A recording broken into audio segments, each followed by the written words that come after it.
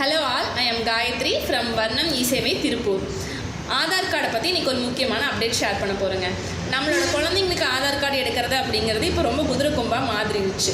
என்ன பிரச்சனை அப்படின்னு பார்த்தீங்கன்னா, இப்போ நம்ம ஷாப்க்கு வர கஸ்டமர்ஸ் இன்றைக்கி எங்கள் கிட்டுக்கு ஆதார் கார்டு எடுக்க போனோங்க. பட் எங்களோட ஆதாரில் இருக்கிற நேமும் எங்கள் கிட்டோட எங்களோட பர்த் சர்டிஃபிகேட்டில் இருக்கிற நேமும் மிஸ்மேட்ச் ஆகுது.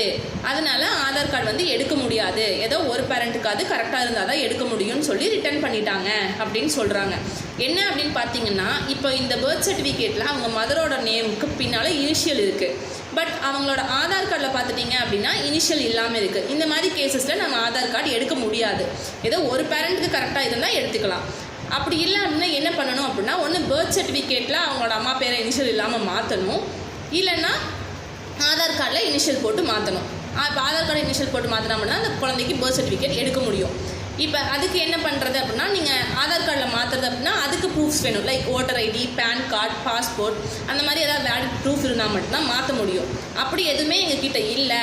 பட் நாங்கள் இப்போ என்ன பண்ணுறது அப்படின்னா, நீங்கள் மறக்காமல் எங்கள் ஷாப்புக்கு விசிட் பண்ணுங்கள், இல்லைன்னா ஸ்க்ரீனில் தெரியிற நம்பரை இந்த கான்டாக்ட் பண்ணுங்கள். இந்த பிரச்சனைக்கு என்ன சொல்யூஷன், இதை எப்படி ரிசால்வ் பண்ணி நம்ம ஈஸியாக ஆதார் கார்டு எடுக்கிறது அப்படிங்கிறது நான் உங்களுக்கு கைட் பண்ணுறோம்.